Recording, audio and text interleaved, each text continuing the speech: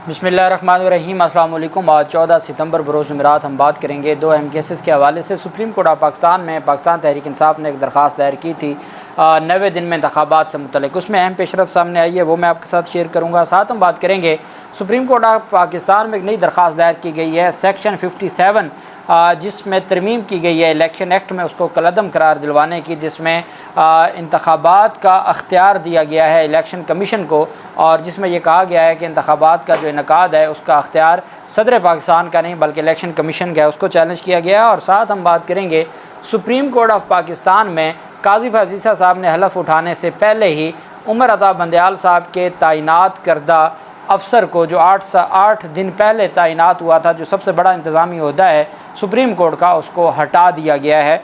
उसकी तफसील भी मैं आपके साथ शेयर करूँगा।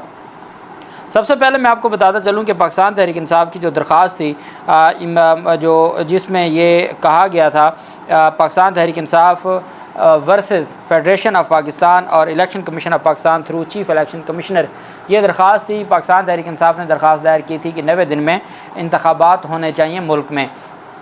इस दरख्वास्त पर जो रजिस्ट्रार ऑफिस ने अब एतराज़ लगा के वापस कर दिया है। Take notice that the above cited constitution petition against decision of council of common interest dated 5/8/2023 notified on 7/8/2023 and for holding timely elections has been filed under article 184(3) of the constitution Islamic Republic of Pakistan with the prayer inter area that the decision of purported council of common interest dated 5/8/2023 approving the census may be declared to be illegal, unlawful and void an issue and a notification by the Bureau of Statistics of publish the 2023 census dated 8/5/23 be declared to be illegal in the interest of justice। कि ये prayer थी पाकिस्तान तहरीक इंसाफ की। अब मज़े की बात ये है, हमारे मुल्क में दोहरा निज़ाम देखें।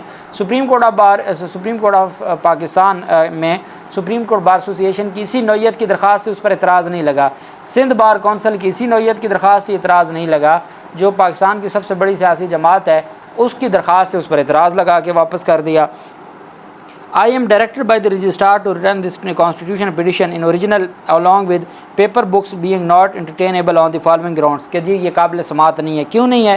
पहली बात तो ये है कि जी ऐसा कौन सा बुनियादी हकूक़ है जो आपका आप जिस मुतासर हुआ है, जिसकी वजह से आप डायरेक्ट 184(3) के तहत सुप्रीम कोर्ट ऑफ पाकिस्तान में दरख्वास्त दायर कर रहे हैं। इंतखाबात से बड़ा वोट का जो हक़ है, इससे बड़ा भी कोई बुनियादी हकूक़ हो सकता है।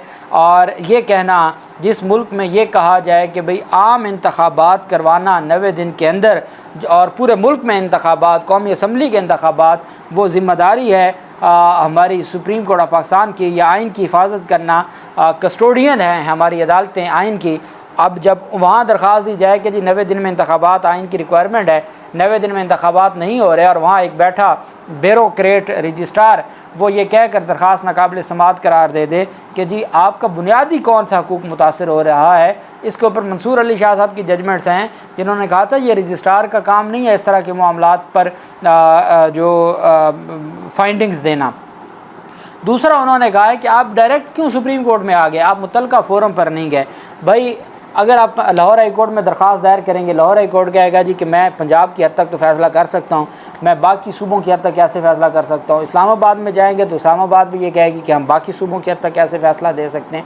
तो किस हाई कोर्ट में जाया जाए? जब बात पूरे मुल्क में जनरल इलेक्शन की है तो ultimately supreme court of Pakistan ही जाना है।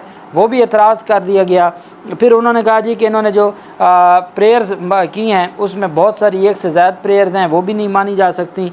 Certificate provided eight page 19 of constitution petition does not fulfil the requirements of rule 6 of, जो छोटी छोटी मुतफरक ऑब्जेक्शंस हैं वो भी लगा दिए गए हैं।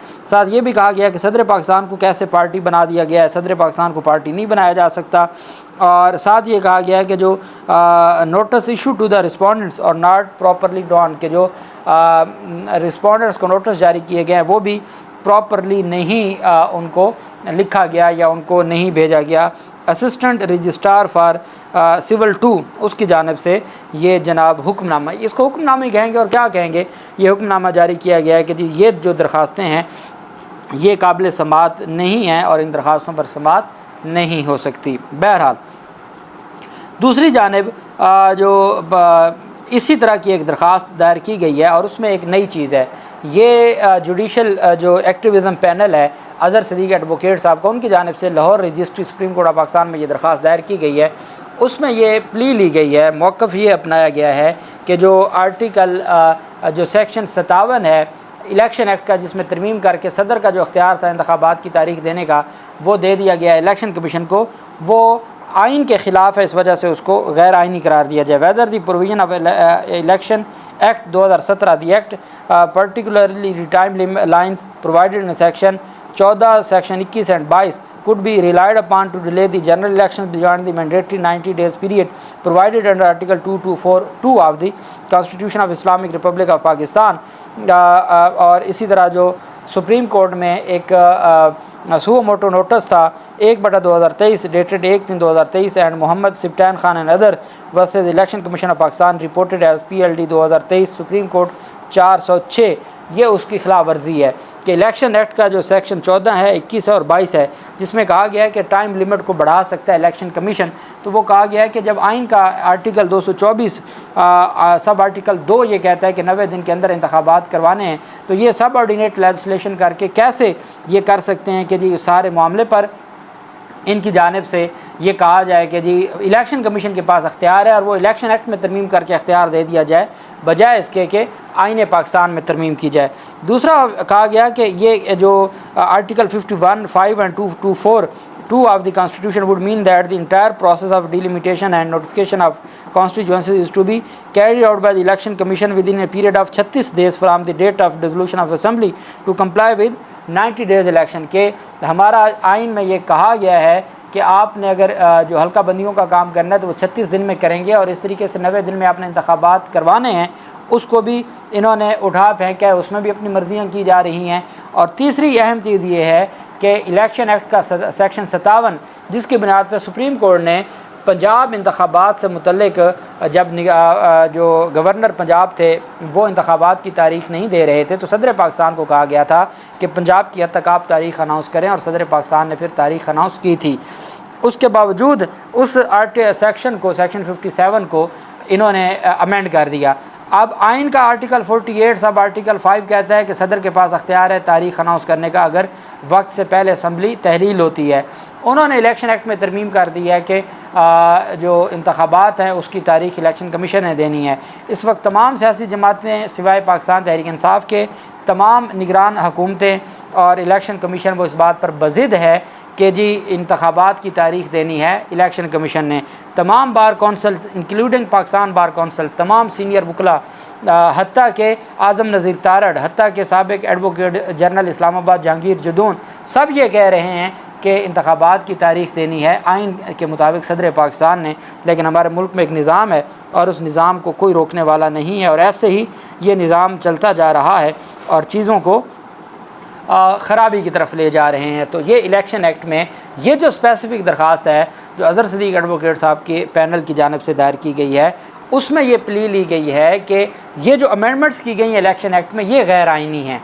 जैसे ऑफिशियल सीक्रेट एक्ट के हवाले से, आर्मी जो तरमीमी एक्ट है उसमें अमेंडमेंट्स के हवाले से अहम एक पेशरफ सामने आई थी जब हमारी सुप्रीम कोर्ट ऑफ पाकिस्तान में सिंध बार कौंसिल ने उसको चैलेंज किया, तो अब वो भी कानून को चैलेंज किया गया था, तरमीम को, और यहाँ भी तरमीम को चैलेंज किया गया और ये इलेक्शन एक्ट से मुतल्लिक हैं।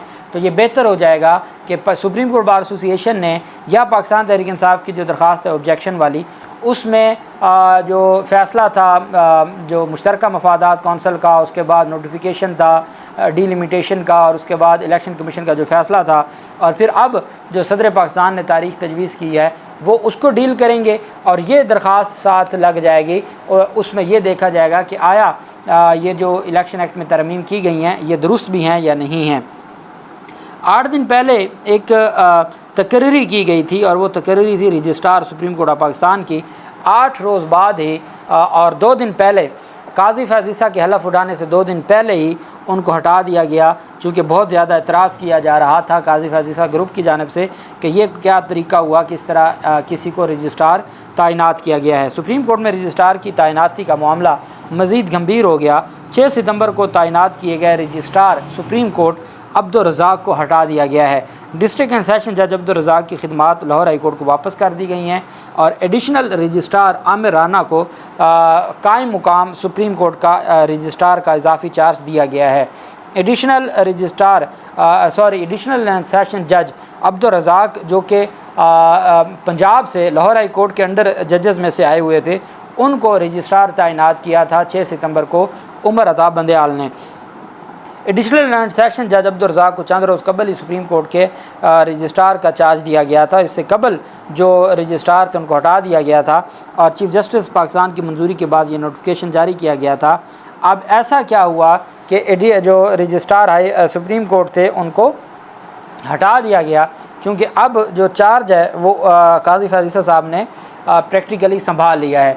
अब फ़ैसले वही होंगे जो काजी फैज़ ईसा साहब करेंगे, फ़ैसले वही होंगे जो काजी फैज़ ईसा साहब की मुशावरत से होंगे, क्योंकि काजी साहब आ गए हैं काजी फैज़ ईसा साहब, जिनके हवाले से मुझे आज एक दोस्त कह रहा था कि आपके मामलात भी वैसे ही हो जाएंगे जैसे साकिब निसार के दौर में, हर रोज़ कभी किसी के ख़िलाफ़ एक्शन, कभी किसी के ख़िलाफ़ एक्शन, और इस तरीके से ब्रेकिंग न्यूज़ चलती रही। क्योंकि आप जानते हैं कि 1 साल हो गया है, अब हम अदालतों के हवाले से बात करते हैं, हमारी आवाम और हम खुद भी और हमारी कौम भी इतनी मायूस हो चुकी है कि अदालतों से उम्मीद ही ख़त्म हो गई है।